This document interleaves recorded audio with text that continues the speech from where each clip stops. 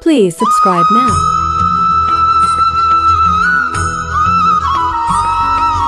জীবনে যখন কোনো ব্যক্তি নিজের লক্ষ্য প্রাপ্তির জন্য নিরন্তর পরিশ্রম করতে থাকেন, চেষ্টা করতে থাকেন, তখন তিনি কষ্ট অনুভব করেন, কখনো শারীরিক কষ্ট, কখনো মানসিক কষ্ট।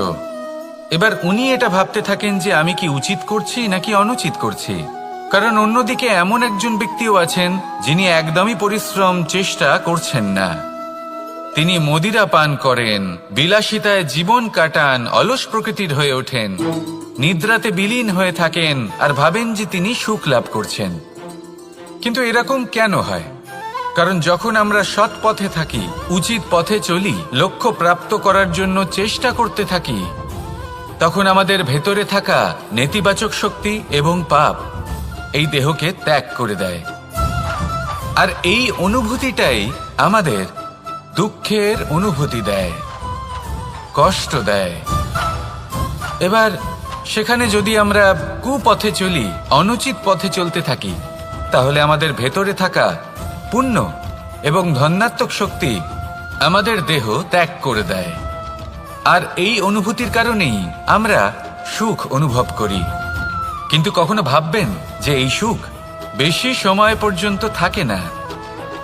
সেই জন্য সবসময় মনে রাখবেন, যদি আপনি জানেন যে এটাই আপনার লক্ষ্য, এটাই উচিত পথ, শুভ পথ, তাতে নিরন্তরভাবে এগিয়ে যেতে চেষ্টা করতে থাকুন।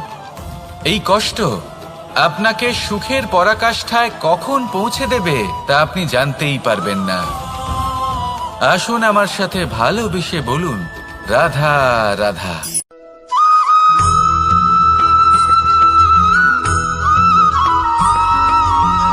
মানুষের মানসিকতা এমন হয় যে সে যতটা করে আশা করে যে তার থেকে অনেক বেশি তার বদলে সে পাবে। দেখুন, সবকিছুই আপনার ভাবনা চিন্তার উপর নির্ভর করছে। আপনি যদি ফলের বিষয়ে ভেবে কর্ম করতে থাকেন তাহলে সেটা অনুচিত। জীবনের আসল আনন্দ হলো নিজের কর্ম করতে থাকা, ফলের চিন্তা করা উচিত নয়। যদি আপনি এরকম ভাবেন যে আমি এতটা করছি, আমার এতটা পাওয়া উচিত, সেই ভাবনা অনুচিত।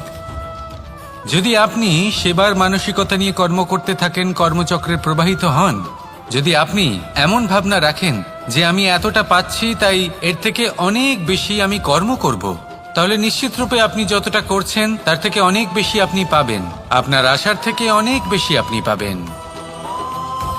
শুধু জীবনে অনেক বেশি কাজ করতে থাকুন, ফলের চিন্তা করবেন না। আর মনে রাখবেন, এই ভাবনাই সব থেকে বড় বীজ।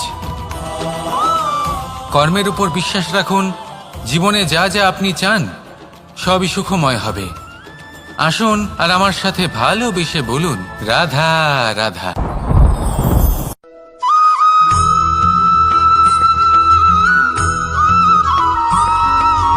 আমাদের শরীর প্রকৃতির সর্বশ্রেষ্ঠ রচনা। যে অঙ্গ প্রত্যঙ্গ আমরা লাভ করেছি প্রত্যেকটির মধ্যে একটি নিজস্ব বার্তা রয়েছে। একটু ভেবে দেখুন, দুটি চোখ দিয়েছে দেখার জন্য, দুটি কান দিয়েছে শোনার জন্য, নাসিকাও আছে দুটি, দুটি হাত দিয়েছে দ্বিগুণ পরিশ্রম করার জন্য। কিন্তু জীব শুধুমাত্র একটি। তার উপরেও তীক্ষ্ণ বলিষ্ঠ দাঁত দিয়েছে তার রক্ষার জন্য। কখনো ভেবে দেখেছেন কেন?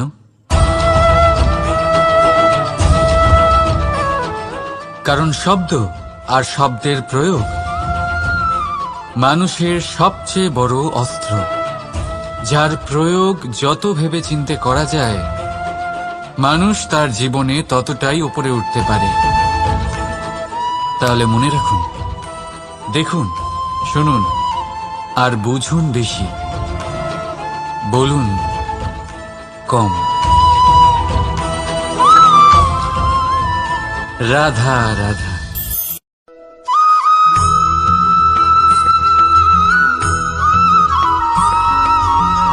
এই সংসারে কোনো বস্তু হোক বা ব্যক্তি হোক, তার একার গুরুত্ব কিন্তু খুব বেশি নয়। একটা উদাহরণ হিসেবে বৃষ্টির ফোঁটাকে ভেবে দেখুন। যদি একটি বৃষ্টির ফোঁটা হয় তাহলে তার খুব বেশি গুরুত্ব থাকে না, কিন্তু যখন সহস্র বৃষ্টির ফোঁটা মেঘের মধ্যে দিয়ে ঝরে পড়ে তখন সেটা বর্ষার রূপ ধারণ করে। সেই বর্ষা যা এই প্রকৃতিকে শান্ত করে। সেইভাবেই পাথরের ছোট টুকরো তার খুব বেশি গুরুত্ব থাকে না, কিন্তু যখন অসংখ্য পাথরের টুকরো একত্রিত হয় তখন তা পর্বতের আকার ধারণ করে। সেইভাবেই কিছু মানুষ যখন একত্রিত হন তখন তৈরি হয় পরিবার, কিছু পরিবার যখন একত্রিত হয় তখন তৈরি হয় সমাজ, যখন অনেক সংখ্যক সমাজ একত্রিত হয় তখন তৈরি হয় রাজ্য। এবার এই রাজ্যের সবথেকে গুরুত্বপূর্ণ ব্যক্তি হতে পারেন রাজা, কিন্তু তাও সেই রাজা একা কিছু করতে পারেন না। যুদ্ধ লড়ার সময় তারও নিজের সৈন্যদলকে প্রয়োজন পড়ে। কিন্তু এই সংসারে এমন একজন ব্যক্তি আছেন যিনি একাই সব কাজ করতে থাকেন, এবং সেই ব্যক্তি হলেন মা। আমাদের জীবনে একজন পিতার ভূমিকা কিন্তু নিঃসন্দেহে অমূল্য, কিন্তু আমাদের সকলের জীবনে যে ভূমিকা একজন মায়ের তা অন্য কারোর থাকে না। একজন মা একাই সন্তানকে বড় করতে পারেন, সংস্কারী করে তুলতে পারেন, তার জন্য পরিশ্রম করেন।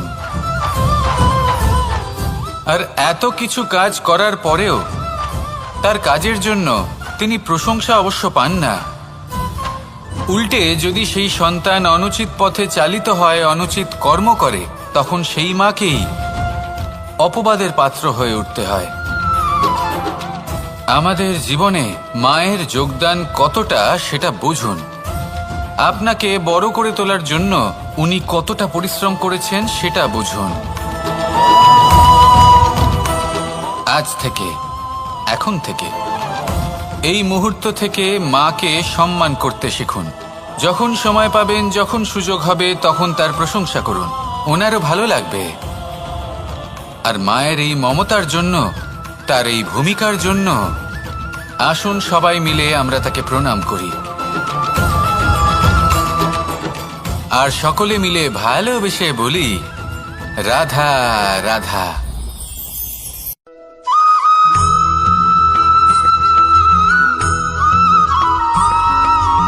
ফিরে আসছিলেন এবং তাদের ফেরার পথে হঠাৎ করে কোথাও থেকে একটি বাছুর চলে এলো। এই দুই বোন ভয়ভীত হয়ে গেলেন, আর তাদের হাত থেকে সেই আটা পড়ে গেল, মাটিতে মিশে গেল। এবার এই পুরো ঘটনাক্রমে যদি কারোর বিন্দুমাত্র লাভ হয়ে থাকে, বিন্দুমাত্র আনন্দ পেয়ে থাকে, তাহলে সে কে? সেই ছোট বোন, যিনি মাঝে মাঝেই গমের দানা তুলছিলেন এবং খাচ্ছিলেন। কিছুটা হলেও উনি আনন্দ লাভ করেছিলেন। এবার এরকমই হলো আমাদের জীবনে ভক্তি এবং ভালোবাসা সংক্রান্ত বিষয়ে। মানুষ নিজের জীবনের দৈনিক কাজে এতটাই ব্যস্ত হয়ে পড়েন, প্রত্যেকদিন শুধু কাজ কাজ কাজ কাজ করতে থাকেন, আর তাতে ভক্তি এবং ভালোবাসার জন্য সময় বার করতেই পারেন না। দেখুন, জীবনে ভক্তি আর প্রেমের এই যে ছোট ছোট মুহূর্ত আছে, এগুলো যদি আপনি যাপন করতে পারেন তাহলে তাতেই আপনি তৃপ্তি লাভ করবেন। বাকি সবই আপনার ব্যর্থ বলেই মনে হবে। জীবনে যখনই আপনি কোনো কাজ করবেন, ঈশ্বরের প্রতি সমর্পিত হয়ে সেই কাজ করুন। আর যখনই সময় পাবেন, তাহলে সেই সময় নিজের আপনজনদের দিন, যাদের আপনি ভালোবাসেন, তাদের প্রতি যত্নবান হন, তাদের শুভাকাঙ্ক্ষী হন। এই প্রেম আর ভক্তির ছোট ছোট মুহূর্তগুলো আপনার জীবনকে চরিতার্থ করে তুলবে। আসুন আমার সাথে ভালোবেসে বলুন, রাধা রাধা।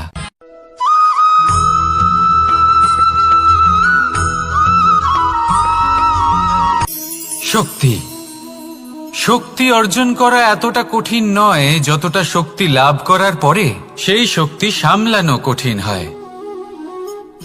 কারণ যেই মানুষ শক্তি লাভ করে তার মনে গর্ববোধ জন্মায়, জন্মায় অহংকার, জন্মায় জেদ। তাই শক্তি প্রাপ্ত করার সাথে বিনম্র থাকাও অত্যন্ত আবশ্যক। আর এটা আমাদের শেখা উচিত বৃক্ষের থেকে।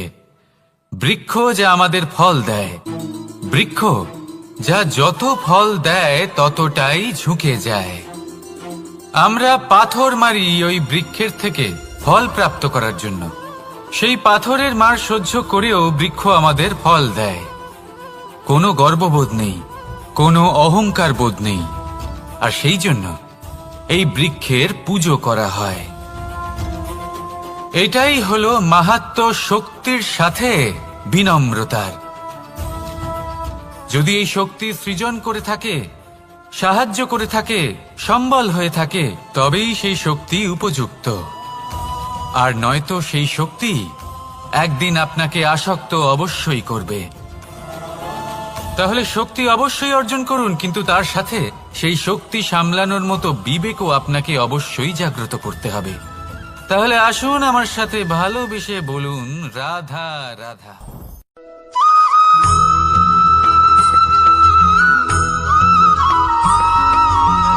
যখন আমরা কোনো বনে প্রবেশ করি, তখন এই সবুজ ঘাস দেখে, এই কোমল ঘাস দেখে আমাদের মন প্রফুল্ল হয়ে ওঠে।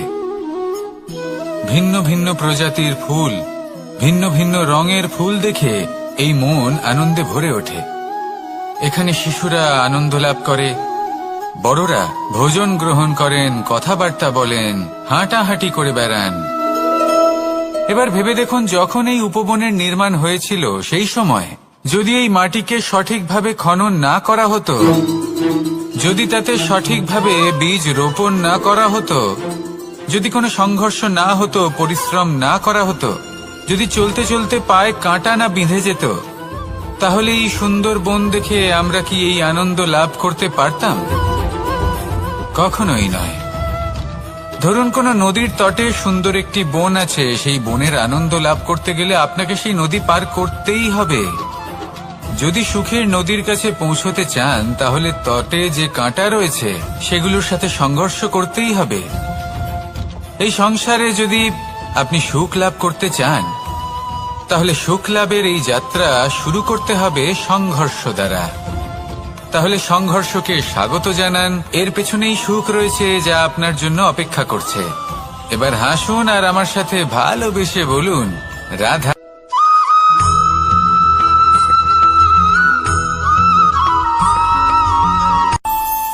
আমাদের মনে যখন কোনো প্রশ্ন ওঠে, কোনো দ্বন্দ্ব জাগে, তখন আমরা যাই আমাদের গুরুর কাছে, আমাদের আরাধ্যের কাছে গিয়ে জিজ্ঞেস করি। এইভাবেই একদিন আমি পৌঁছলাম আমার আরাধ্যের কাছে, আমার মহাদেবের কাছে, আর ওনাকে প্রশ্ন করলাম যে মহাদেব, জীবনে আনন্দ পাওয়ার, উৎসব পালনের, প্রেম ভাগ করে নেবার, জীবনকে উপভোগ করে নেওয়ার সর্বশ্রেষ্ঠ সময় কোনটা? মহাদেব হাসলেন আর উনি বললেন, জীবনে উৎসব পালনের সবথেকে শ্রেষ্ঠ দিন হল মৃত্যুর ঠিক আগের দিনটা। প্রেম ভাগ করে নেওয়ার সবথেকে শ্রেষ্ঠ মুহূর্ত হল মৃত্যুর ঠিক আগের মুহূর্ত। জীবনকে উপভোগ করে নেওয়ার সর্বশ্রেষ্ঠ প্রহর হল মৃত্যুর এক প্রহর পূর্বে। তখন আমি চমকে গেলাম। আমি বললাম, কিন্তু মহাদেব, মৃত্যু তো অনিশ্চিত, আমরা জানিও না কবে আমাদের মৃত্যু হবে। মহাদেব আবার হাসলেন। উনি বললেন যে যদি আমরা এভাবে জীবন কাটাই যে আমরা জীবনের প্রত্যেক দিন, প্রত্যেক মুহূর্ত, প্রত্যেক প্রহর শেষ বলে মনে করি, তাহলে আমাদের সমস্ত জীবন আনন্দের সাথেই অতিবাহিত হবে। কি বলেন?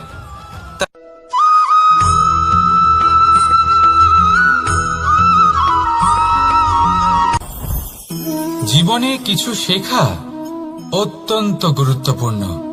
এবার কি কি শিখতে হবে সেই সব শেখানোর জন্য অনেক শিক্ষক রয়েছেন, কিন্তু কি শিখবেন না আর কি করবেন না, এটা আমাদের নিজের অভিজ্ঞতা দিয়ে শিখতে হয়।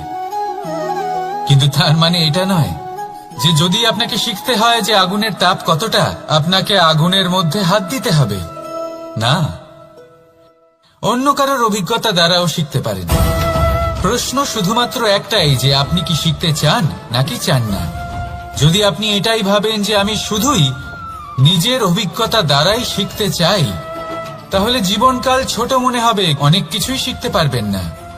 তাই নিজের সাথে সাথে বড়দের অভিজ্ঞতা দ্বারাও শেখা শুরু করে দিন। এই সংসারের অভিজ্ঞতা দ্বারা শিখতে শুরু করে দিন। আর এটা নিশ্চিত রূপে শেখা আবশ্যক যে কখন কি করবেন না, কোথায় থামতে হবে আর কোথায় থামবেন না। তাহলে আসুন আর আমার সাথে ভালোবেসে বলুন, রাধা রাধা।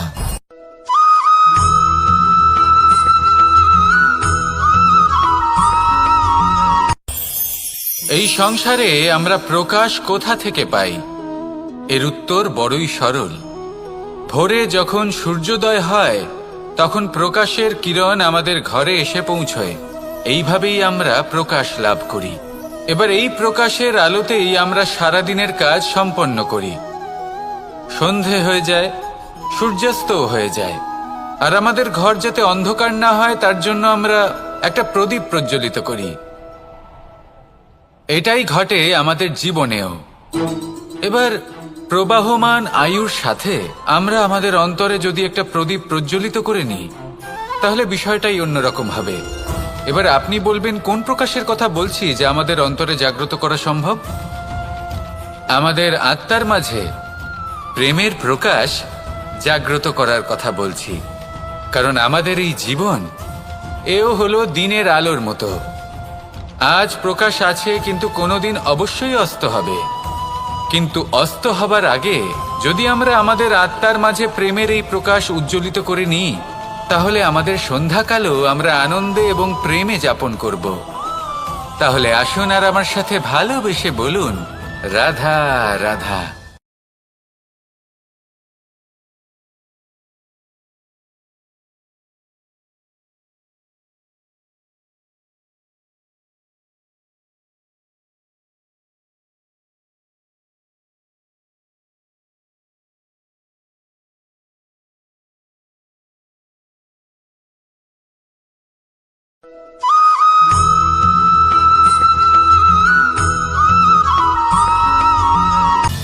সময়, জীবন, কাল।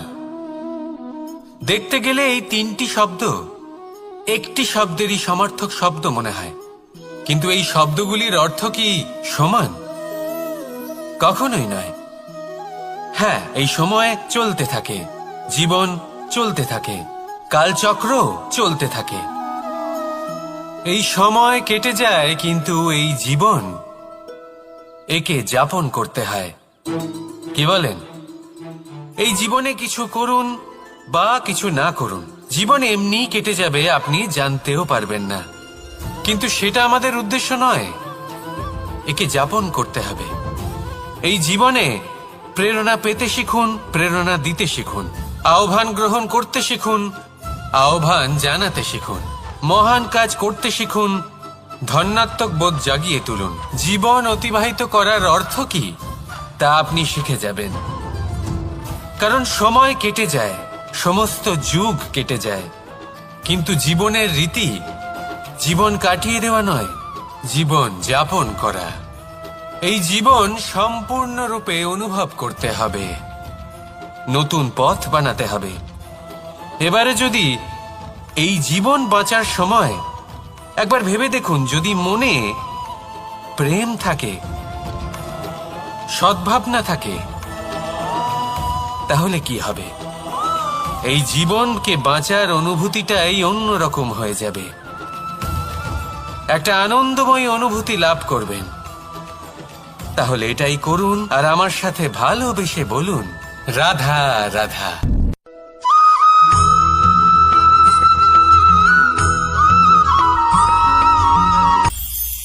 এটা হলো ধান গাছ। এর থেকে যে চাল উৎপন্ন হয় তা মানুষ গ্রহণ করেন। আর এটা কি?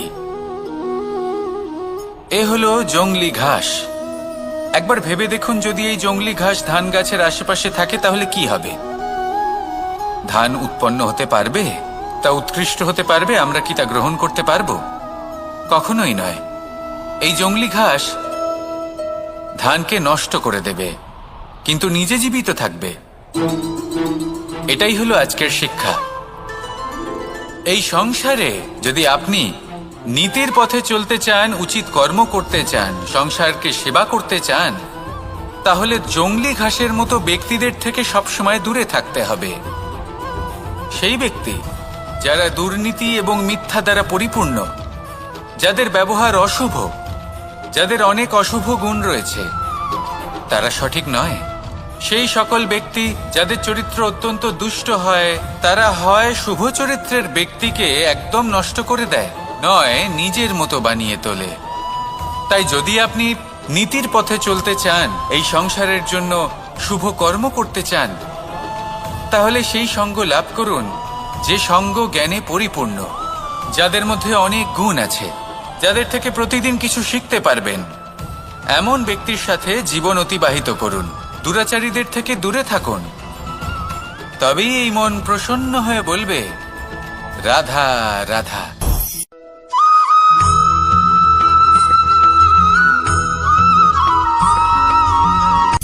সূচের শেষে একটি ছিদ্র থাকে, যার দ্বারা আমরা এই সুতো পরাতে পারি, আর তারপর সূচের সাহায্যে এই সুতো দিয়ে বস্ত্র সেলাই করা যায়। কিন্তু যদি সুতোটা সোজা করে ধরা না হয়, তাহলে সূচে কখনো এই সুতো পরানোই সম্ভব নয়। যদি এতে কোনো গিঁট পড়ে, তখন তা কখনোই এই ছিদ্র দ্বারা প্রবেশ করা সম্ভব নয়। ঠিক এইভাবেই যদি আপনি কারোর জীবনে প্রবেশ করতে চান, কারোর অন্তরে প্রবেশ করতে চান, তাহলে আপনাকেও সহজ থাকতে হবে।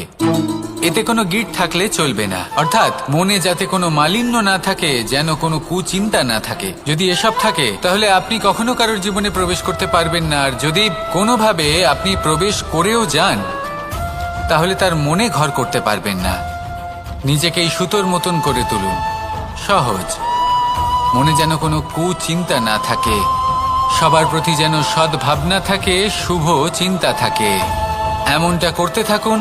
এমন একটা দিন আসবে যেদিন এই সমস্ত সংসারের ব্যক্তির মনে আপনি বাস করবেন, আর তখন এই মন প্রসন্ন হয়ে বলবে, রাধা রাধা।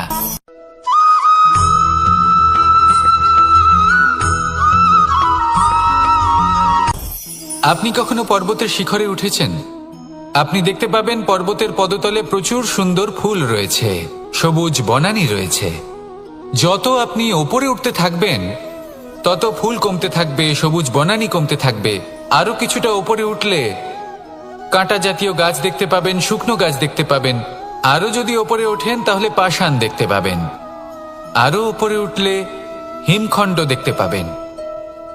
এই যে পর্বত, তা মনুষ্য জীবনের সবথেকে উত্তম উদাহরণ। মানুষ যখন সাফল্যের শিখরে পৌঁছতে চান, মহানুভবতার শিখরে পৌঁছতে চান, পথে যত আস্তে আস্তে উপরে উঠতে থাকেন, ততই ভৌতিক বস্তু তার থেকে বিচ্ছিন্ন হতে থাকে।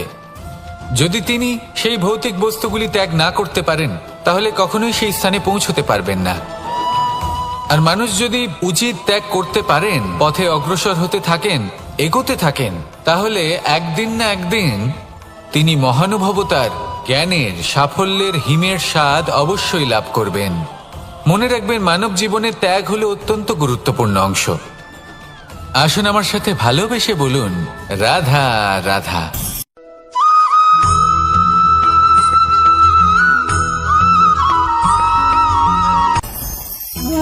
ভোজন। এবার ভোজন সংগ্রহ করার জন্য মানুষ কি না করেন, সবসময় চেষ্টা করতে থাকেন। ফসল উৎপাদনের জন্য অনেক পরিশ্রম করতে থাকেন, কিন্তু অনেক সময় অনেক পরিশ্রম করার পরেও ফসল ভালো উৎপাদন হয় না। এর কারণ কি? কারণ হলো এটাই যে আপনি পরিশ্রম হয়তো অনেক করেছেন, কিন্তু আপনার নজর তো সেই বীজের দিকে ছিলই না যা আপনি রোপণ করেছেন। সেই জন্য সব সময় কোনো বীজ রোপণ করার আগে তাকে পরখ করে দেখুন, তা অত্যন্ত আবশ্যক। আর সেইভাবেই যখনই কোনো কর্মের প্রশ্ন আসে, তাহলে সেখানে শুধুমাত্র পরিশ্রম যথেষ্ট নয়। সেই কাজের প্রতি আপনার কর্তব্য কি, আপনার উদ্দেশ্য কি, সেটা জানা হলো অত্যন্ত গুরুত্বপূর্ণ। তাই কর্ম করুন, কিন্তু সেই কর্মের প্রতি আপনার যা উদ্দেশ্য, তার মাহাত্ম্য বুঝতে চেষ্টা করুন। তাহলে আসুন আমার সাথে ভালোবেসে বলুন, রাধা রাধা।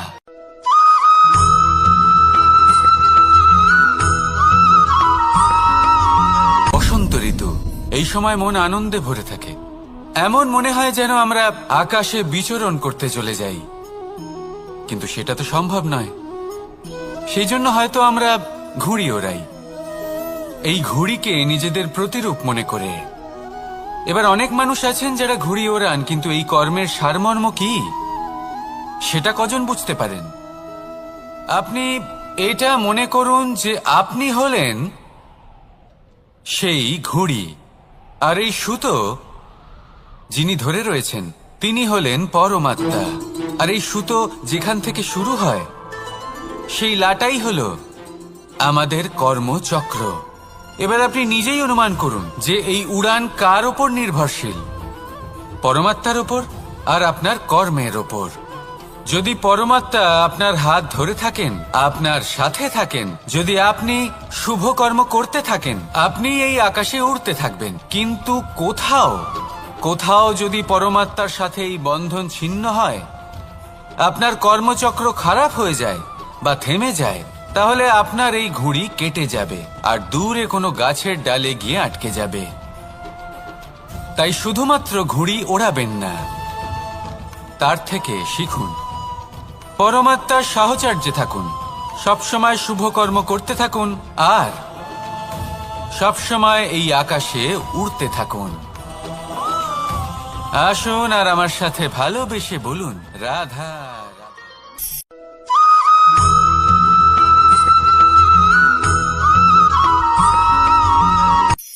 এই সংসারে সাফল্য লাভ করার জন্য জ্ঞানের প্রয়োজন হয়, পরিশ্রমের প্রয়োজন হয়, দৃঢ় নিষ্ঠার প্রয়োজন হয়, নিরন্তর চেষ্টা করা প্রয়োজনীয়।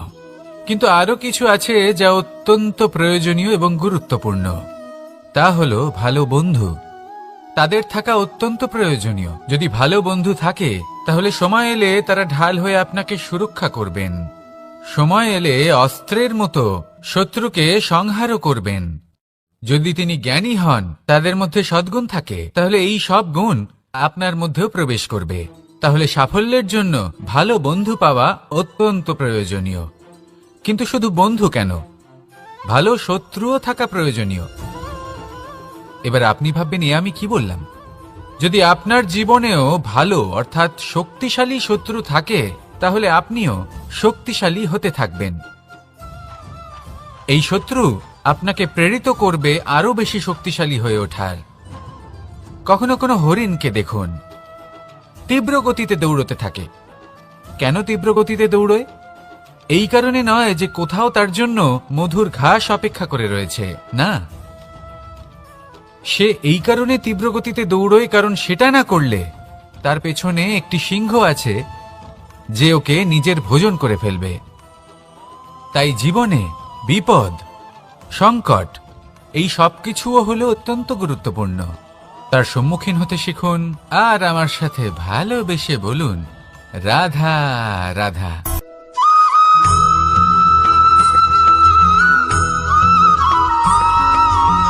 ভালো, শুধু ওনাদের কঠোর ব্যবহার দেখলে আমরা একটু ভয় পেয়ে যাই।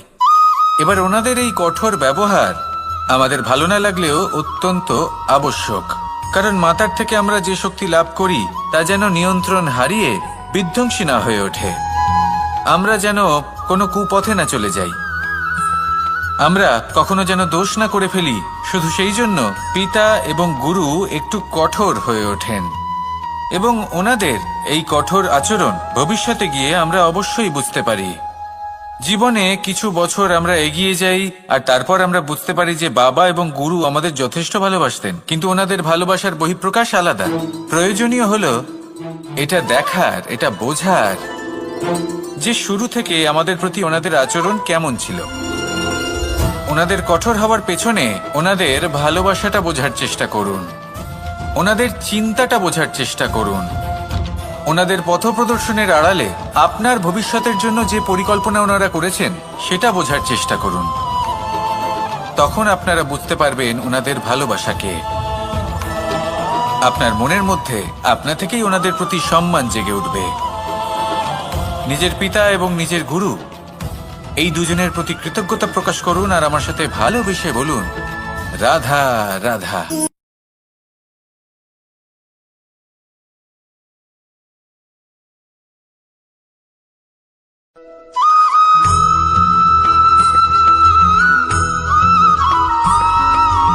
কথায় আছে, প্রত্যেক পুত্র তার পিতার প্রতিচ্ছবি হয়। আর সমস্ত প্রতিচ্ছবি চায় যেন সে তার অস্তিত্ব প্রাপ্ত করতে পারে। পুত্র চায় সে যেন তার পিতার মতো হয় বা কখনো কখনো তার থেকেও শ্রেষ্ঠ হয়। সেটা কোনো অনুচিত ব্যাপার নয়।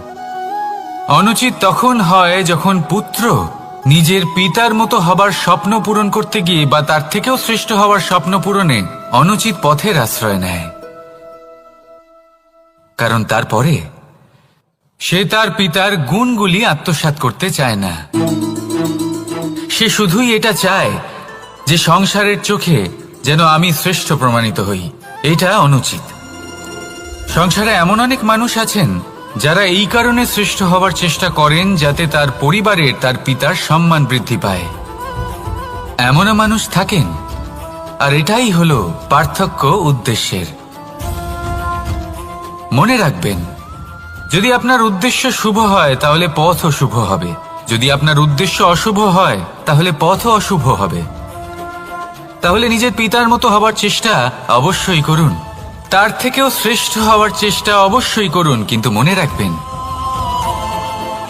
আপনার সংকল্প আর আপনার উদ্দেশ্য এই দুই শুভ হওয়া উচিত। তাহলে আসুন আর আমার সাথে ভালোবেসে বলুন, রাধা রাধা।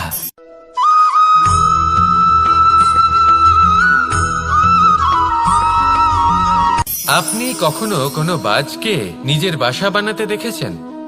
এই বাজ যখনই কোনো বাসা বানায় তখন উঁচু গাছের ডালে বা কোনো পর্বতের শিখরে বাসা বানায়, অনেক উচ্চতায়, আর সেখানে তার সন্তানও জন্মগ্রহণ করে। যখন এই সন্তানেরা জন্মায় তখন এই বাজ খুবই ভালোবেসে এবং খুব সাবধানে এদের পালন পোষণ করে। নিজের ঠোঁট দিয়ে তাদের ঠোঁটে খাবার পরিবেশন করে। কিন্তু যেই সেই সন্তানেরা হৃষ্টপুষ্ট হয়ে যায় এবং সেই কথা বাজ নিজে বুঝতে পেরে যায়, সেই বাজ নিজেই সেই বাসা ছিন্ন ভিন্ন করে দেয়। সেই সন্তান যাদের সবেমাত্র ডানা গজিয়েছে, কিভাবে উঠতে হয় তারা জানে না, সেই সন্তানগুলিকে উচ্চতা থেকে ঠেলে দেয়। সেই সন্তান প্রথমে ভয়ভীত হয়ে যায়।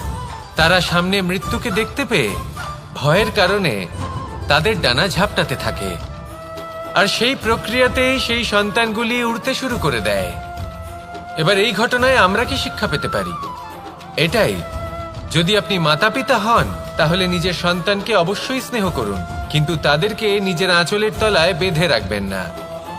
যদি আপনি চান আপনার সন্তান জীবনে উন্নতি করুক, তাহলে নিজের মুঠো থেকে তাদের স্বতন্ত্র করে দিন, এই সংসারে সংঘর্ষ করতে দিন। সেই সন্তান নিজেই বুঝতে পারবে যে জন্মের সময় পাওয়া ডানা কি করে ব্যবহার করতে হয়। আর আপনার চোখের সামনে আপনার সন্তান এই আকাশে উড়তে থাকবে। তাহলে আসুন আমার সাথে ভালোবেসে বলুন, রাধা রাধা।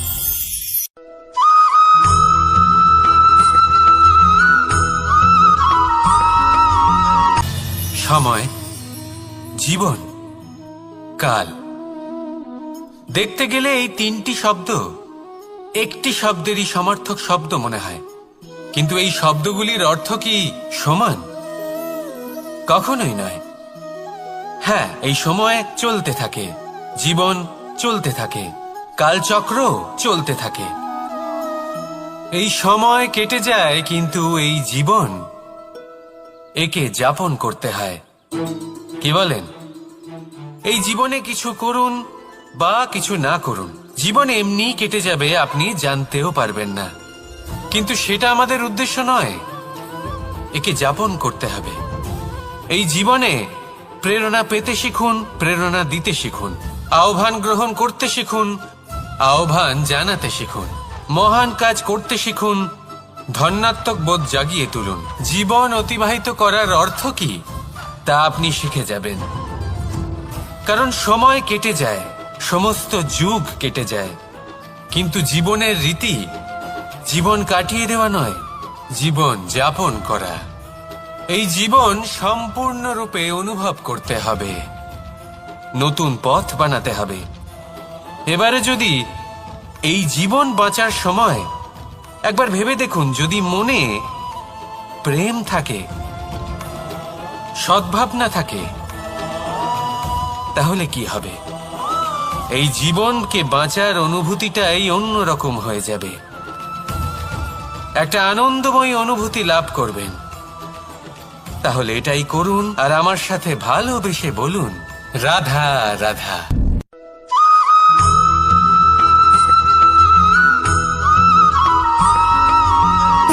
সুখ, দুঃখ এবং শক্তি, এই তিন হলো এই সংসারের ত্রিদেবের মতো। আমাদের জীবনে যা কিছু ঘটছে এই তিনটির ভিত্তির উপরেই হচ্ছে। আসলে এই সংসারের একটা নিয়ম আছে, যখনই আপনি কিছু লাভ করেন এই সংসার আপনার পরীক্ষা নেয়। এটা জানার জন্য আপনার পরীক্ষা নেয় যে আপনি যা কিছুই লাভ করেছেন আপনি কি আদৌ সেটার যোগ্য কিনা। ঠিক সেইভাবেই এই সুখ, দুঃখ এবং শক্তি আপনার পরীক্ষা নিয়ে থাকে।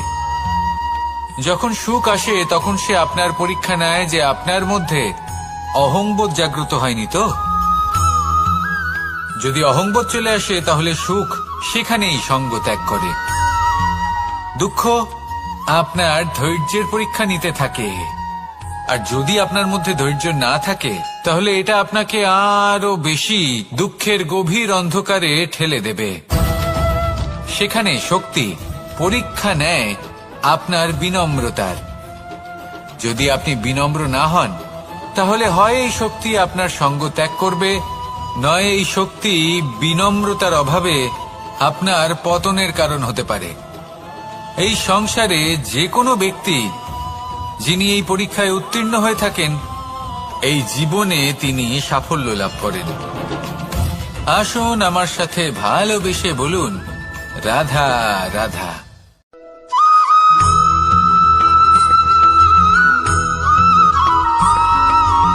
কখনো কখনো আমরা ভাবি যে কোনো ব্যক্তি যিনি ধর্মের পথে চলেছেন, যদি তার দ্বারা কোনো ভুল হয়ে থাকে তাহলে নিয়তি তাকে সেই মুহূর্তেই কঠোর শাস্তি দেন। কিন্তু সেই সব মানুষ যারা সংসারের সবথেকে বড় অধর্মী, বহু নিকৃষ্ট মানের কাজ করেন, তাদের নিয়তি অনেক সুযোগ দেন।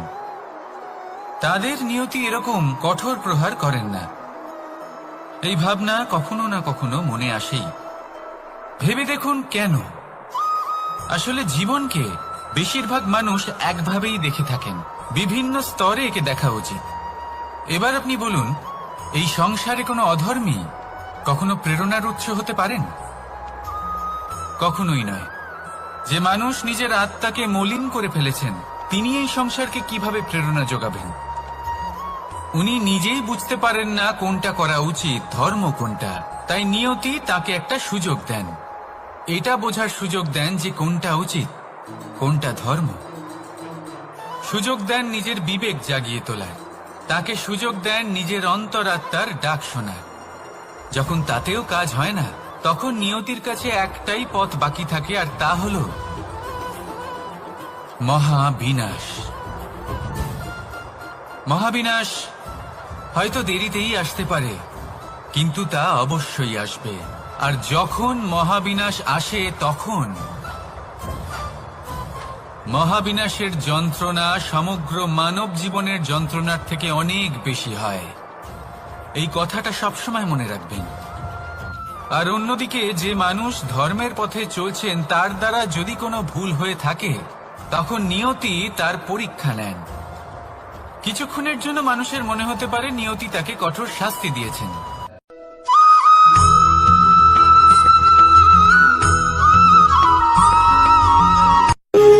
যখন মানুষের মৃত্যু হয় তখন কি হয়? অনেক সংখ্যক মানুষ শোক পালন করতে চলে আসেন। যে ব্যক্তি মৃত্যু লাভ করেছেন তার অনেক বস্তু থাকে যেগুলো তার প্রিয়, যেগুলো তিনি ব্যবহার করেছেন। তার শয্যা, তার বস্ত্র, তার আভূষণ সবকিছু তার থেকে বিচ্ছিন্ন করা হয় এবং খালি হাতে তাকে শ্মশানের উদ্দেশ্যে রওনা করা হয়।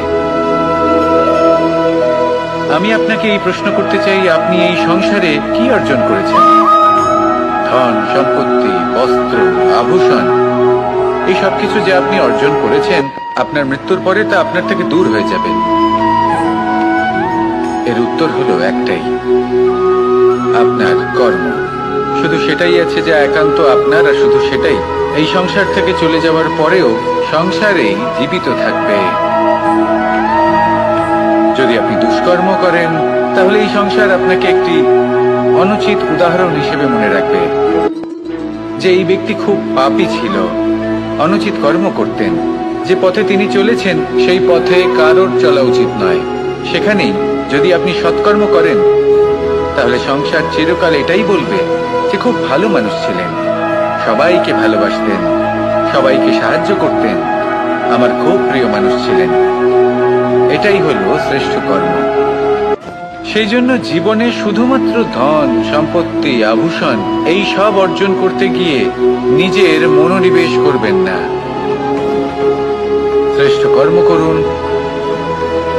সংসার থেকে চলে যাওয়ার পরেও এই কর্মই এই সংসারে আপনাকে জীবিত রাখবে। আসুন আমার সাথে ভালোবেসে বলুন, রাধা রাধা।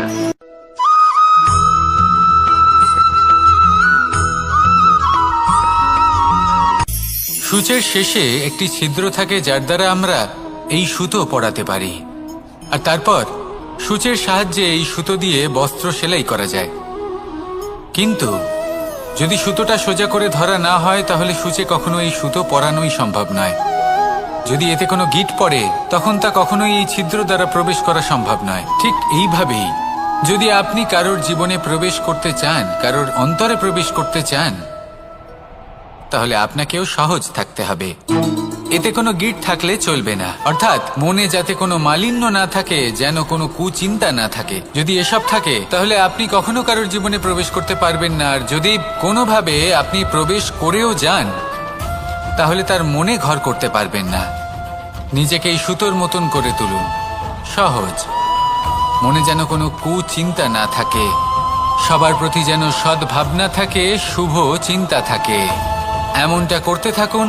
এমন একটা দিন আসবে যেদিন এই সমস্ত সংসারের ব্যক্তির মনে আপনি বাস করবেন, আর তখন এই মন প্রসন্ন হয়ে বলবে, রাধা রাধা।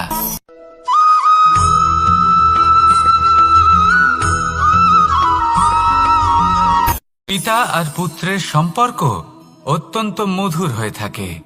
পিতা স্বপ্ন দেখেন, তাকে পূর্ণ করার সকল সম্ভাব্য চেষ্টা করেন, কিন্তু তাও অনেক সময় ওনার স্বপ্ন অপূর্ণ থেকে যায়। তখন পিতা ভাবেন যে স্বপ্ন উনি পূর্ণ করতে পারেননি, ওনার সন্তান তা অবশ্যই পূরণ করবে। যে স্থানে উনি কখনো পৌঁছতে পারেননি, সেই স্থানে ওনার পুত্র অবশ্যই পৌঁছবে। পিতা নিজের সন্তানের ভবিষ্যৎ নিয়ে সেই স্বপ্ন দেখেন, আর যখন সেই সন্তান সামনে এগোতে থাকে, তখন তার দুঃখ হয় না, বরং গর্ব হয়। ওনার ভালো লাগে এটা দেখে যে ওনার সন্তান অনেক উন্নতি করছে। কিন্তু যখন সন্তান নিজের অভিভাবকের শক্তি দেখে, তার যশ দেখে হিংসা করতে থাকে, সমস্যা সেইখানেই শুরু হয়। সেই জন্য সকল সন্তানকে এটা মনে রাখতে হবে, দেখুন, পুত্র হবার সুবাদে, এক সন্তান হবার সুবাদে এটা হলো আপনার অধিকার যে আপনি আপনার পিতার থেকে বেশি উন্নতি করবেন। আপনার পিতাও এটাই চান, কিন্তু সুস্থভাবে এটা করুন। একটা রেখা টেনে নিন, যাতে আপনি তাতে এগোতে পারেন, আর আপনার পিতার তাতে গর্ববোধ হয়, আর সেই বিষয়ে দুঃখ না হয় যে আমার সন্তান আমাকেই ছোট করার চেষ্টা করছে। ইতিহাস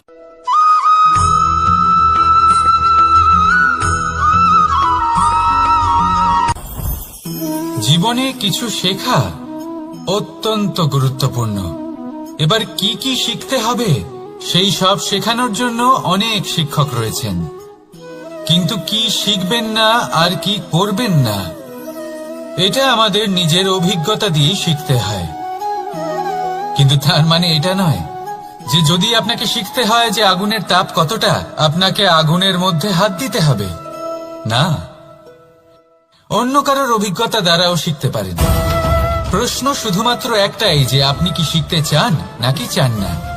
যদি আপনি এটাই ভাবেন যে আমি শুধুই নিজের অভিজ্ঞতা দ্বারাই শিখতে চাই, তাহলে জীবনকাল ছোট মনে হবে, অনেক কিছুই শিখতে পারবেন না। তাই নিজের সাথে সাথে বড়দের অভিজ্ঞতার দ্বারাও শেখা শুরু করে দিন। এই সংসারের অভিজ্ঞতা দ্বারা শিখতে শুরু করে দিন। আর এটা নিশ্চিত রূপে শেখা আবশ্যক যে কখন কি করবেন না, কোথায় থামতে হবে আর কোথায় থামবেন না।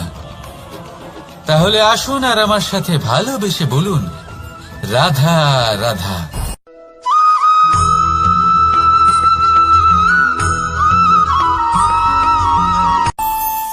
আমাদের মনে যখন কোনো প্রশ্ন ওঠে, কোনো দ্বন্দ্ব জাগে, তখন আমরা যাই আমাদের গুরুর কাছে, আমাদের আরাধ্যের কাছে গিয়ে জিজ্ঞেস করি। এইভাবেই একদিন আমি পৌঁছলাম আমার আরাধ্যের কাছে, আমার মহাদেবের কাছে, আর ওনাকে প্রশ্ন করলাম যে মহাদেব, জীবনে আনন্দ পাওয়ার, উৎসব পালনের, প্রেম ভাগ করে নেবার, জীবনকে উপভোগ করে নেওয়ার সর্বশ্রেষ্ঠ সময় কোনটা? মহাদেব হাসলেন আর উনি বললেন, জীবনে উৎসব পালনের সব থেকে শ্রেষ্ঠ দিন হল মৃত্যুর ঠিক আগের দিনটা। প্রেম ভাগ করে নেওয়ার সব থেকে শ্রেষ্ঠ মুহূর্ত হল মৃত্যুর ঠিক আগের মুহূর্ত। জীবনকে উপভোগ করে নেওয়ার সর্বশ্রেষ্ঠ প্রহর হল মৃত্যুর এক প্রহর পূর্বে। তখন আমি চমকে গেলাম। আমি বললাম, কিন্তু মহাদেব, মৃত্যু তো অনিশ্চিত, আমরা জানিও না কবে আমাদের মৃত্যু হবে। মহাদেব আবার হাসলেন। উনি বললেন যে যদি আমরা এভাবে জীবন কাটাই যে আমরা জীবনের প্রত্যেক দিন, প্রত্যেক মুহূর্ত, প্রত্যেক প্রহর শেষ বলে মনে করি, তাহলে আমাদের সমস্ত জীবন আনন্দের সাথেই অতিবাহিত হবে। কি বলেন?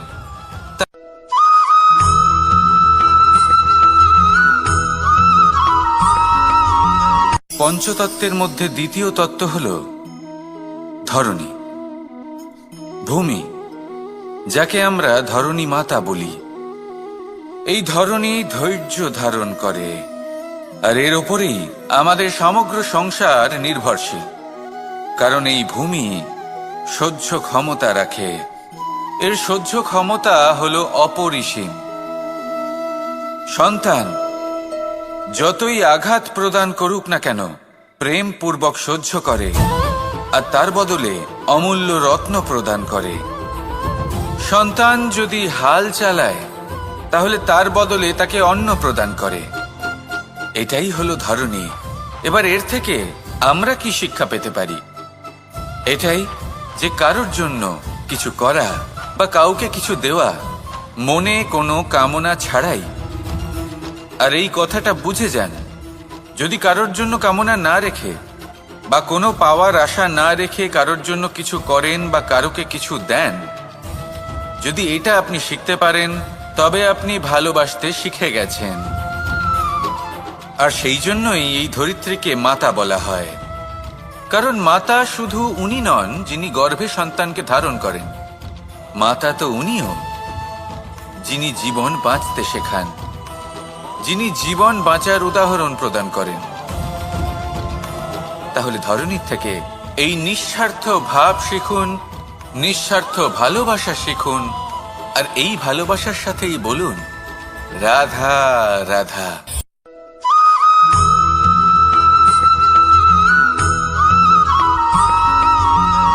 এই সংসারে কোনো বস্তু হোক বা ব্যক্তি হোক, তার একার গুরুত্ব কিন্তু খুব বেশি নয়।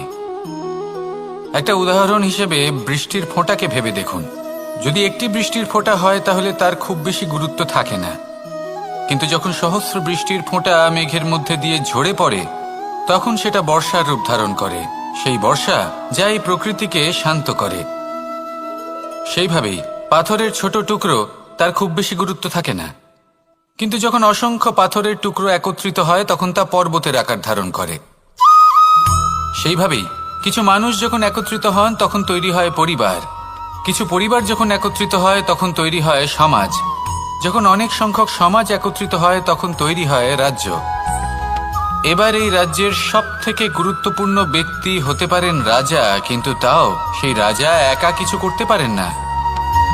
যুদ্ধ লড়ার সময় তারও নিজের সৈন্যদলকে প্রয়োজন পড়ে। কিন্তু এই সংসারে এমন একজন ব্যক্তি আছেন যিনি একাই সব কাজ করতে থাকেন, এবং সেই ব্যক্তি হলেন মা। আমাদের জীবনে একজন পিতার ভূমিকা কিন্তু নিঃসন্দেহে অমূল্য, কিন্তু আমাদের সকলের জীবনে যে ভূমিকা একজন মায়ের তা অন্য কারোর থাকে না। একজন মা একাই সন্তানকে বড় করতে পারেন, সংস্কারী করে তুলতে পারেন, তার জন্য পরিশ্রম করেন। আর এত কিছু কাজ করার পরেও তার কাজের জন্য তিনি প্রশংসা অবশ্য পান না।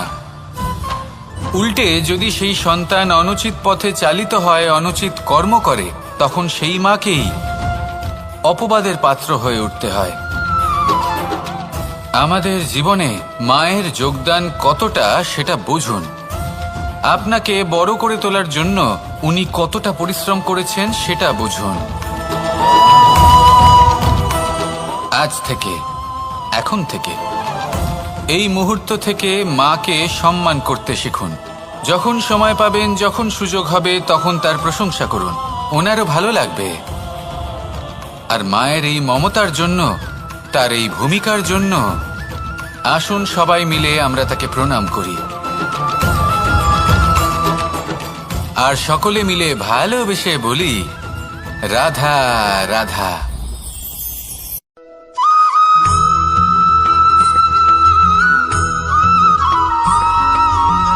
পঞ্চতত্ত্বের মধ্যে দ্বিতীয় তত্ত্ব হল ধরণী, ভূমি, যাকে আমরা ধরণী মাতা বলি। এই ধরণী ধৈর্য ধারণ করে, আর এর ওপরেই আমাদের সমগ্র সংসার নির্ভরশীল। কারণ এই ভূমি সহ্য ক্ষমতা রাখে, এর সহ্য ক্ষমতা হল অপরিসীম। সন্তান যতই আঘাত প্রদান করুক না কেন, প্রেম পূর্বক সহ্য করে, আর তার বদলে অমূল্য রত্ন প্রদান করে। সন্তান যদি হাল চালায়, তাহলে তার বদলে তাকে অন্ন প্রদান করে। এটাই হলো ধরণী। এবার এর থেকে আমরা কি শিক্ষা পেতে পারি? এটাই যে কারোর জন্য কিছু করা বা কাউকে কিছু দেওয়া মনে কোনো কামনা ছাড়াই। আর এই কথাটা বুঝে যান, যদি কারোর জন্য কামনা না রেখে বা কোনো পাওয়ার আশা না রেখে কারোর জন্য কিছু করেন বা কারোকে কিছু দেন, যদি এটা আপনি শিখতে পারেন, তবে আপনি ভালোবাসতে শিখে গেছেন। আর সেই জন্যই এই ধরিত্রীকে মাতা বলা হয়। কারণ মাতা শুধু উনি নন যিনি গর্ভে সন্তানকে ধারণ করেন, মাতা তো উনিও যিনি জীবন বাঁচতে শেখান, যিনি জীবন বাঁচার উদাহরণ প্রদান করেন।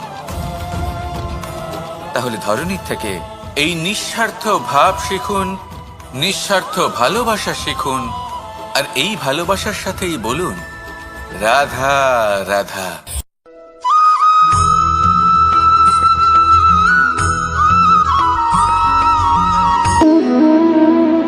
সম্পর্ক হলো আমাদের জীবনের একটি আধার।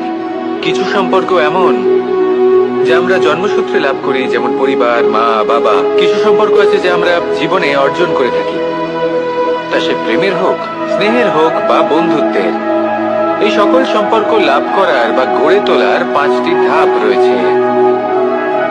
প্রথম ধাপ, কোনো ব্যক্তির সাথে আলাপ হওয়া, তার সাথে কথা বলা বা তাকে দেখা। দ্বিতীয় ধাপ, সে ব্যক্তিকে আমাদের ভালো লাগা।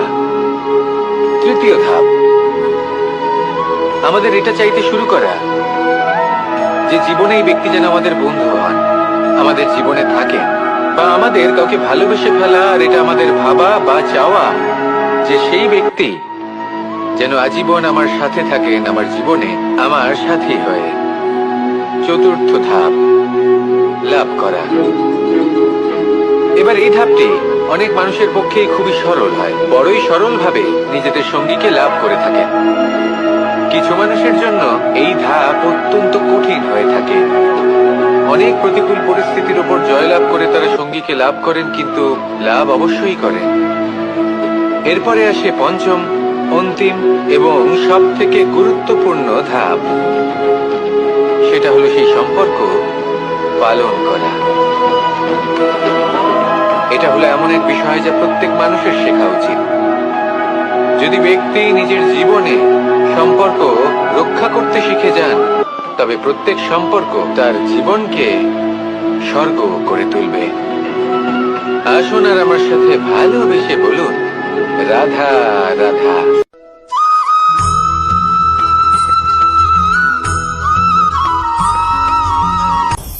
আপনি কখনো পর্বতের শিখরে উঠেছেন? আপনি দেখতে পাবেন পর্বতের পদতলে প্রচুর সুন্দর ফুল রয়েছে, সবুজ বনানী রয়েছে। যত আপনি ওপরে উঠতে থাকবেন তত ফুল কমতে থাকবে, সবুজ বনানী কমতে থাকবে।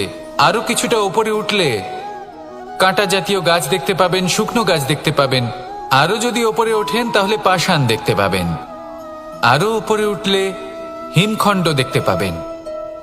এই যে পর্বত, তা মনুষ্য জীবনের সবথেকে উত্তম উদাহরণ।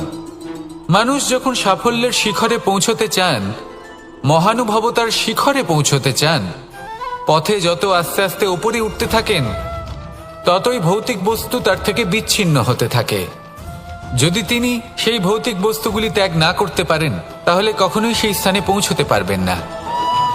আর মানুষ যদি উচিত ত্যাগ করতে পারেন, পথে অগ্রসর হতে থাকেন, এগোতে থাকেন, তাহলে একদিন না একদিন তিনি মহানুভবতার, জ্ঞানের, সাফল্যের হিমের স্বাদ অবশ্যই লাভ করবেন। মনে রাখবেন, মানব জীবনে ত্যাগ হলো অত্যন্ত গুরুত্বপূর্ণ অংশ। আসুন আমার সাথে ভালোবেসে বলুন, রাধা রাধা।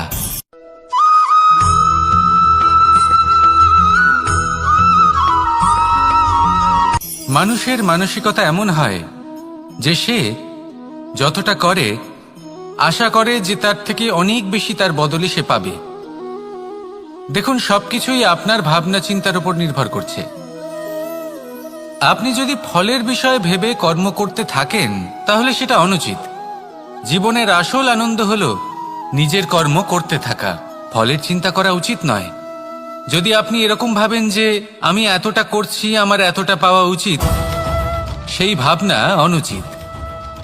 যদি আপনি সেবার মানসিকতা নিয়ে কর্ম করতে থাকেন, কর্মচক্রে প্রবাহিত হন, যদি আপনি এমন ভাবনা রাখেন যে আমি এতটা পাচ্ছি, তাই এর থেকে অনেক বেশি আমি কর্ম করব, তাহলে নিশ্চিত রূপে আপনি যতটা করছেন তার থেকে অনেক বেশি আপনি পাবেন। আপনার আশার থেকে অনেক বেশি আপনি পাবেন। শুধু জীবনে অনেক বেশি কাজ করতে থাকুন, ফলের চিন্তা করবেন না। আর মনে রাখবেন, এই ভাবনাই সব থেকে বড় বীজ। কর্মের উপর বিশ্বাস রাখুন, জীবনে যা যা আপনি চান সবই সুখময় হবে।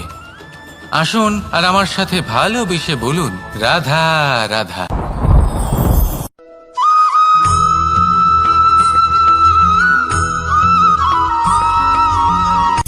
সূচের শেষে একটি ছিদ্র থাকে, যার দ্বারা আমরা এই সুতো পরাতে পারি। আর তারপর সূচের সাহায্যে এই সুতো দিয়ে বস্ত্র সেলাই করা যায়। কিন্তু যদি সুতোটা সোজা করে ধরা না হয়, তাহলে সূচে কখনো এই সুতো পরানোই সম্ভব নয়। যদি এতে কোনো গিঁট পড়ে, তখন তা কখনোই এই ছিদ্র দ্বারা প্রবেশ করা সম্ভব নয়। ঠিক এইভাবেই যদি আপনি কারোর জীবনে প্রবেশ করতে চান, কারোর অন্তরে প্রবেশ করতে চান, তাহলে আপনাকেও সহজ থাকতে হবে। এতে কোনো গিঁট থাকলে চলবে না, অর্থাৎ মনে যাতে কোনো মালিন্য না থাকে, যেন কোনো কুচিন্তা না থাকে। যদি এসব থাকে, তাহলে আপনি কখনো কারোর জীবনে প্রবেশ করতে পারবেন না। আর যদি কোনোভাবে আপনি প্রবেশ করেও যান, তাহলে তার মনে ঘর করতে পারবেন না। নিজেকে এই সুতোর মতন করে তুলুন, সহজ। মনে যেন কোনো কুচিন্তা না থাকে, সবার প্রতি যেন সদ্ভাবনা থাকে, শুভ চিন্তা থাকে। এমনটা করতে থাকুন। এমন একটা দিন আসবে যেদিন এই সমস্ত সংসারের ব্যক্তির মনে আপনি বাস করবেন। আর তখন এই মন প্রসন্ন হয়ে বলবে, রাধা রাধা।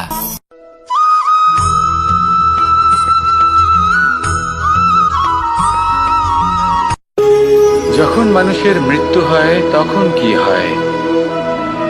অনেক সংখ্যক মানুষ শোক পালন করতে চলে আসেন। যে ব্যক্তি মৃত্যু লাভ করেছেন, তার অনেক বস্তু থাকে যেগুলো তার প্রিয়, যেগুলো তিনি ব্যবহার করেছেন। তার শয্যা, তার বস্ত্র, তার আভূষণ, সবকিছু তার থেকে বিচ্ছিন্ন করা হয় এবং খালি হাতে তাকে শ্মশানের উদ্দেশ্যে রওনা করা হয়। আমি আপনাকে এই প্রশ্ন করতে চাই, আপনি এই সংসারে কি অর্জন করেছেন? ধন সম্পত্তি, বস্ত্র, আভূষণ, এই সবকিছু যে আপনি অর্জন করেছেন, আপনার মৃত্যুর পরে তা আপনার থেকে দূর হয়ে যাবে। এর উত্তর হলো একটাই, আপনার কর্ম। শুধু সেটাই আছে যা একান্ত আপনার, আর শুধু সেটাই এই সংসার থেকে চলে যাওয়ার পরেও সংসারেই জীবিত থাকবে। যদি আপনি দুষ্কর্ম করেন, তাহলে এই সংসার আপনাকে একটি অনুচিত উদাহরণ হিসেবে মনে রাখবে যে এই ব্যক্তি খুব পাপী ছিল, অনুচিত কর্ম করতেন। যে পথে তিনি চলেছেন সেই পথে কারোর চলা উচিত নয়। সেখানেই যদি আপনি সৎকর্ম করেন, তাহলে সংসার চিরকাল এটাই বলবে যে খুব ভালো মানুষ ছিলেন, সবাইকে ভালোবাসতেন, সবাইকে সাহায্য করতেন, আমার খুব প্রিয় মানুষ ছিলেন। এটাই হলো শ্রেষ্ঠ কর্ম। সেই জন্য জীবনে শুধুমাত্র ধন, সম্পত্তি, আভূষণ এই সব অর্জন করতে গিয়ে নিজের মনোনিবেশ করবেন না। শ্রেষ্ঠ কর্ম করুন। সংসার থেকে চলে যাওয়ার পরেও এই কর্মই এই সংসারে আপনাকে জীবিত রাখবে। আসুন আমার সাথে ভালোবেসে বলুন, রাধা রাধা।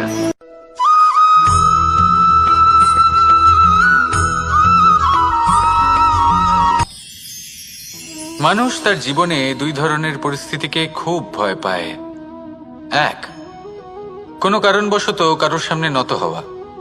দুই, কোনো কারণে নিজের চরিত্র থেকে, নিজের মূল্যবোধ থেকে বিচ্যুত হওয়া। এবার কেন হয় এরকম যে কথায় কথায় কারোর সামনে নত হতে হয়? কেন বারংবার নিজের চরিত্র থেকে চ্যুত হতে হয়? এরকম কেন হয়? এটা তখনই হয় যখন আমাদের শিক্ষা এবং মূল্যবোধের অভাব থাকে। যদি মানুষের মধ্যে প্রকৃত শিক্ষা থাকে, তাহলে এই সংসারে কোনো সময় এবং কারোর সামনেই নত হওয়ার কোনো প্রয়োজন নেই। যদি মানুষের মধ্যে মূল্যবোধ থাকে, তাহলে তাকে নিজের মূল্যবোধ বা চরিত্র থেকে বিচ্যুত হতে হয় না, তা সে যাই হয়ে যাক না কেন। কোনো বালককে যদি জন্ম থেকেই সুশিক্ষার অধিকারী করা হয়, শিক্ষিত করা হয়, মূল্যবোধের অধিকারী করা হয়, তবে সে এই সংসারে এমন কর্ম করবে যাতে সে নিজেকে, নিজের পরিবারকে, সমগ্র সমাজকে গর্বিত করতে পারে। শিক্ষা লাভ করুন, মূল্যবোধ লাভ করুন এবং আমার সাথে ভালোবেসে বলুন, রাধা রাধা।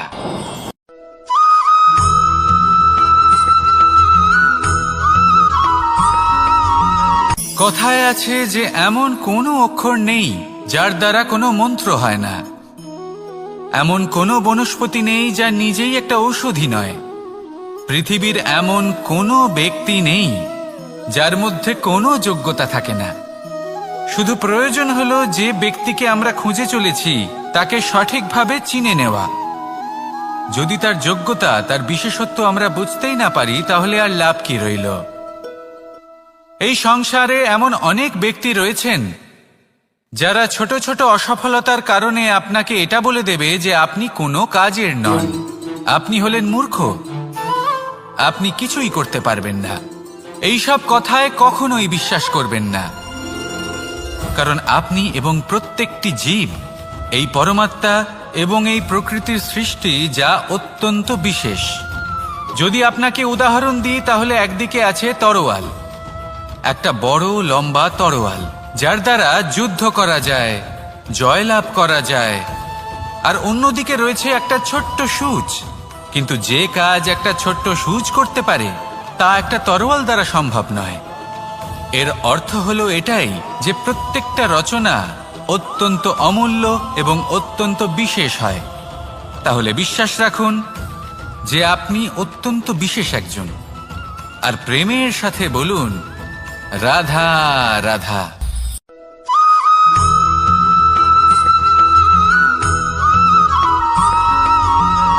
এই সংসারে কোনো বস্তু হোক বা ব্যক্তি হোক, তার একার গুরুত্ব কিন্তু খুব বেশি নয়। একটা উদাহরণ হিসেবে বৃষ্টির ফোঁটাকে ভেবে দেখুন। যদি একটি বৃষ্টির ফোঁটা হয়, তাহলে তার খুব বেশি গুরুত্ব থাকে না। কিন্তু যখন সহস্র বৃষ্টির ফোঁটা মেঘের মধ্যে দিয়ে ঝরে পড়ে, তখন সেটা বর্ষার রূপ ধারণ করে। সেই বর্ষা যা এই প্রকৃতিকে শান্ত করে। সেইভাবেই পাথরের ছোট টুকরো তার খুব বেশি গুরুত্ব থাকে না, কিন্তু যখন অসংখ্য পাথরের টুকরো একত্রিত হয় তখন তা পর্বতের আকার ধারণ করে। সেইভাবেই কিছু মানুষ যখন একত্রিত হন তখন তৈরি হয় পরিবার, কিছু পরিবার যখন একত্রিত হয় তখন তৈরি হয় সমাজ, যখন অনেক সংখ্যক সমাজ একত্রিত হয় তখন তৈরি হয় রাজ্য। এবার এই রাজ্যের সবথেকে গুরুত্বপূর্ণ ব্যক্তি হতে পারেন রাজা, কিন্তু তাও সেই রাজা একা কিছু করতে পারেন না। যুদ্ধ লড়ার সময় তারও নিজের সৈন্যদলকে প্রয়োজন পড়ে। কিন্তু এই সংসারে এমন একজন ব্যক্তি আছেন যিনি একাই সব কাজ করতে থাকেন, এবং সেই ব্যক্তি হলেন মা। আমাদের জীবনে একজন পিতার ভূমিকা কিন্তু নিঃসন্দেহে অমূল্য, কিন্তু আমাদের সকলের জীবনে যে ভূমিকা একজন মায়ের তা অন্য কারোর থাকে না। একজন মা একাই সন্তানকে বড় করতে পারেন, সংস্কারী করে তুলতে পারেন, তার জন্য পরিশ্রম করেন। আর এত কিছু কাজ করার পরেও তার কাজের জন্য তিনি প্রশংসা অবশ্য পান না। উল্টে যদি সেই সন্তান অনুচিত পথে চালিত হয়, অনুচিত কর্ম করে, তখন সেই মাকেই অপবাদের পাত্র হয়ে উঠতে হয়। আমাদের জীবনে মায়ের যোগদান কতটা সেটা বুঝুন। আপনাকে বড় করে তোলার জন্য উনি কতটা পরিশ্রম করেছেন সেটা বুঝুন। আজ থেকে, এখন থেকে, এই মুহূর্ত থেকে মাকে সম্মান করতে শিখুন। যখন সময় পাবেন, যখন সুযোগ হবে, তখন তার প্রশংসা করুন, ওনারও ভালো লাগবে। আর মায়ের এই মমতার জন্য, তার এই ভূমিকার জন্য আসুন সবাই মিলে আমরা তাকে প্রণাম করি, আর সকলে মিলে ভালোবেসে বলি রাধা রাধা।